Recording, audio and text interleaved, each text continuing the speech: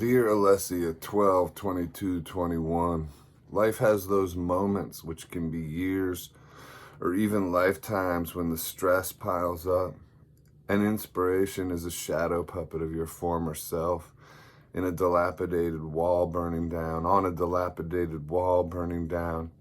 It's like you're being attacked by a street gang called Worry half the time, and the other gang in the neighborhood, the competing faction called Regret. You reach for things that make your life smaller, that turn the whole thing into a pinprick of addiction. Fear is always at the root of addiction. Iboga ceremonies will teach you that. Strange shamans will come into your visions with instructions on how to overcome the evils of this world, which amount to your own limitations, your own fears and regrets and worries, leading you to behaviors that whittle your life down to mood-altering action. Essentially, your life gets leveled into chasing a dwindling buzz. That's addiction for you. It becomes small. Even if you're living it across the covers of forgotten magazines, rolled up 20s, sniffing powder off of a mirror in strange rooms you've never been in before. You ask yourself, feeling the drip, how'd I get here again? The sun coming up on an evening chasing a buzz, making life small again. Something you can fit in your pocket on your way home if you still have one of those, with the revelation that you're going to turn it all around one more time again. Alternatively, life has those moments which can be years, which can be lifetimes, where you make your life big, getting bigger, going for runs over the Brooklyn Bridge at night to see the electric skyline and think of the possibilities, like the birds flying around the crown of Lady Liberty, your thoughts transcending the small things, the fearful things, your good habits and oxygen allowing you to transcend past limitations, the dreams doing exciting jumping jacks, praise to Jesus not far from your tongue.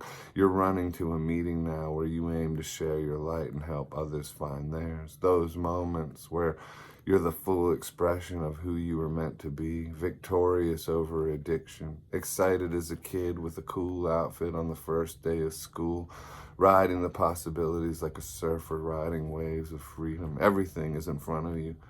And regret is a poodle or a lapdog, a symbol of things you could have done different, but nothing preventing you from doing different from this point going forward. Unafraid to be original, unafraid to be who you are. I was there last night running over the Brooklyn Bridge. It's a run I've done countless times. That bridge and the Manhattan Bridge up and down the East River and the West Side Highway. 10-mile runs, 13-mile runs, 6 and 7. Long ones where you slip into a meditation, into deep breathing, a kind of healing in motion, hooking a funnel from the sky into your head, the vortex of inspiration. Before I ran, I talked to my mom for a half hour or so. They are terrified of what the media tells them. My nephew who has the V was with his teacher who has the V. I'm sure they're all triple V'd and they are passing the C of the O variant back and forth. So now my folks aren't coming for Xmas. More examples of everyone getting this, already having gotten that. But no one's allowed to question the illogic of it, all without being called a conspiracy loon. At a certain point, you have to weigh your sacrifice, fear, the root of all addiction. The world is afraid now, addicted to news cycles, addicted to division, addicted to the idea that half of society is selfish and bad for asking questions, for spotting holes in logic, for not trusting their lives to notoriously corrupt institutions. It's a shame because I don't know how many chances my mom and dad will have to have a Christmas with their granddaughter. And what is life at those late stages, these moments you can't recapture? Your mama and me both have already had the thing. Both have natural immunity, which scientifically is the most robust, but speaking scientifically is often against the mainstream media propaganda narrative. Plus, we both feel healthy as can be and have no fear, but of the people's inability to see past the narrative they are being fed, to control, to destroy, to condemn, to divide, to enslave, to revoke. Biden told us we are all in danger, she said. I could hear the fear in her voice. In our world, it's the people who have gotten the thing which are spreading the thing, and yet they are being told That would be much worse if they didn't get the thing. I said, that's a theory. Perhaps it's true, but in my world, it seems to be playing out the opposite of that. I asked her how she was feeling. She said she was good or okay, but that her memory was going. I told her about Warren Zevon and enjoying every sandwich. I told her we should enjoy this, having a great conversation while I walked over the Brooklyn Bridge, the electric skyline twinkling in the soft focus of my aged eyes. I couldn't help but be upset that fear was going to prevent them from seeing their granddaughter, from misinformation and propaganda robbing themselves of holding the light that burst from her smile and her eyes. That's healing as well, you know. What a shame. What a damn shame. And for those of you who say it's because you don't get the thing, let me repeat, since I write in a poetic abstract voice about a subject you have to speak around because of censorship, it's in this world, in our little universe, the people who have gotten the thing that are spreading the thing, preventing them from coming, not the one. Anyway, also, let me say that I understand their fear. And to the elderly, in a world wrapped in a nightmare narrative of 24/7 focus on a horrible death means those golden years are far from golden, but rather grilled in new layers and levels of fear. Fear is of the devil. We walk by faith and not by sight. I said to her, remember when Dad would call it the idiot box? She said, yeah. I said, well, he didn't know how smart calling it that was. It's ruining people's lives. They're funneled instructions from the idiot box. They are told what to think and feel, and they fall in line like hypnotized monkeys 2 years in, squashing the hope that holidays can usher in, replacing it with more fear and isolation.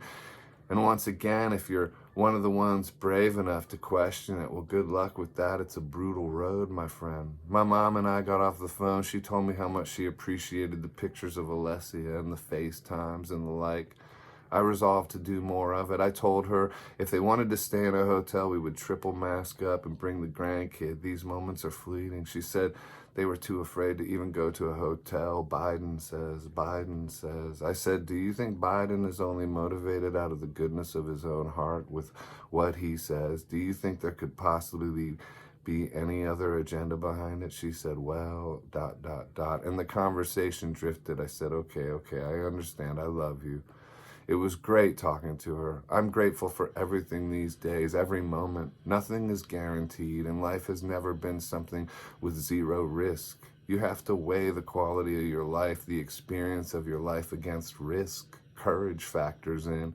We aren't meant to be isolated in padded cells hooked up to the metaverse, terrified of sharing air. There are other factors and metrics around health, plenty of them.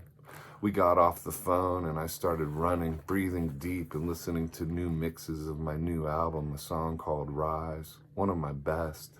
Lyrics go, we can see over, but can we see past? We can see forever, but can we make it last? We can go under, but we can be brave, holding our hearts up, trying to find someone to save.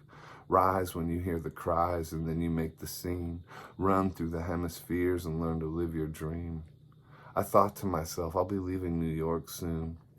The whole 25 plus years I've been here might as well have been a long day or multiple lifetimes. Life moves in every direction of time, and it's gone in an instant, gone in a zap. But it's also eternal and goes on forever. But running over the bridge with my song blasting, thinking about my whole New York life, locked in addiction at points, being an inspired athlete at other points, I thought, wow, I'm going to leave victorious, addicted to nothing, sober and inspired, working on new mixes to an album that sounds as good or better than anything else I've made, totally inspired, totally alive, in love with you and your mama and what life is becoming as we become a family, dedicated to bringing light and joy to a world fractured under a message of constant fear coming from an idiot box.